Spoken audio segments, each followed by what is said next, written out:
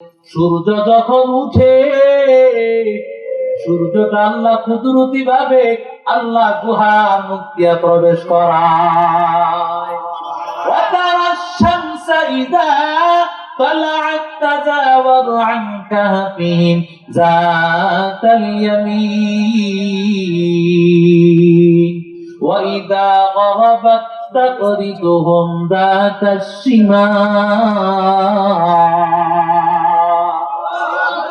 পূর্ব দিকে আল্লাহ গুহার মুখটা করে রেখেছেন।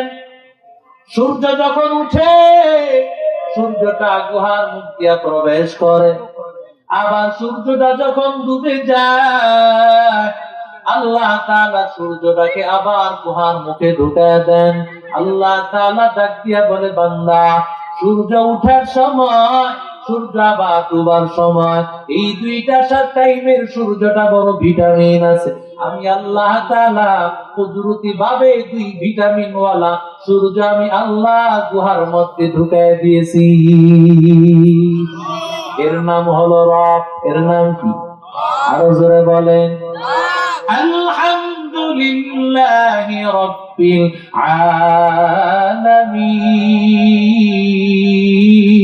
আলামিন। আলহামদুলিমান কদ্দারা খায়রান ওয়া খাবালা। আলহামদুলিমান কদ্দারা খায়রান ওয়া খাবালা।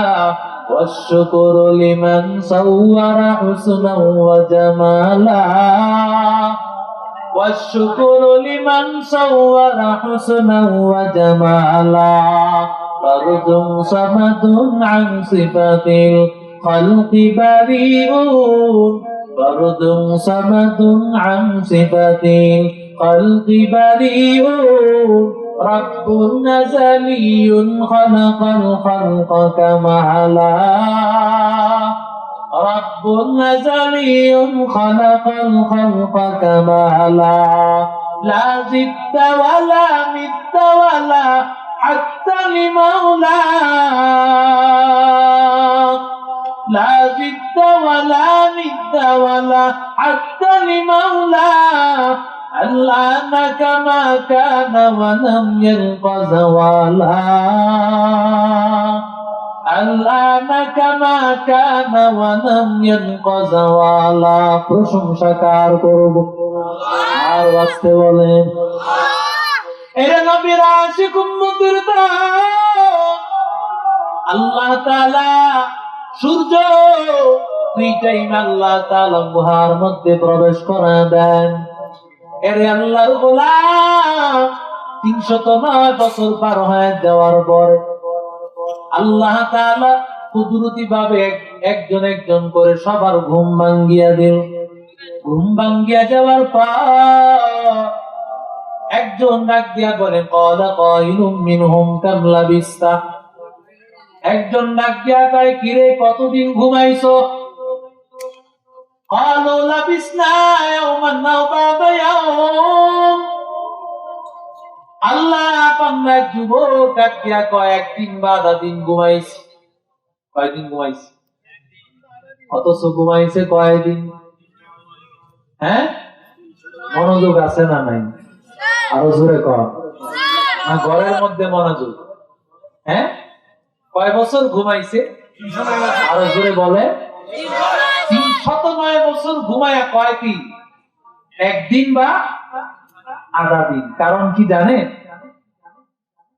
মুফাসসিরিনে কেরাম লিখেন রে ভাই, 309 বছর পার যদিও হয়ে গেছে বান্দা, 309 বছরের মধ্যে হাত পায়ের নখ অসম্পূর্ণ কিছুর মধ্যে সামান্য পরিমাণ পরিবর্তন হয় না। हकीकत से दुनिया बेखबर है, दुनिया की नुमाइश पर नजर है। नमी गोया के अस दुनिया खुदा बास हर करे के बाशी बा खुदा बा হলে হতেও পারে। এবার যে ছিল কেশিয়ার, ক্ষুধা লাগছে, এবার ফাবাসু আহাদাকুম বিওয়ারিকিকুম হাযা ইলাল মাদিনা ফালইয়ানজুর আইয়ুহা আযকা তাআমা। কয় টাকা দিয়া পাঠাও, যাতে করে টাকা দিয়া খাবার নিয়ে আসে, আমাদের বড় ক্ষুধা লেগেছে। আবার ডাক দিয়া বলেছে, যাইবা ঠিক, তবে দেখিও বাদশাহ গুপ্তচর লাগায় দিয়েছে, আমাদেরকে ধরবে। খবর আসেনি, কয় বছর গেছে, খবর নাই বান্দা।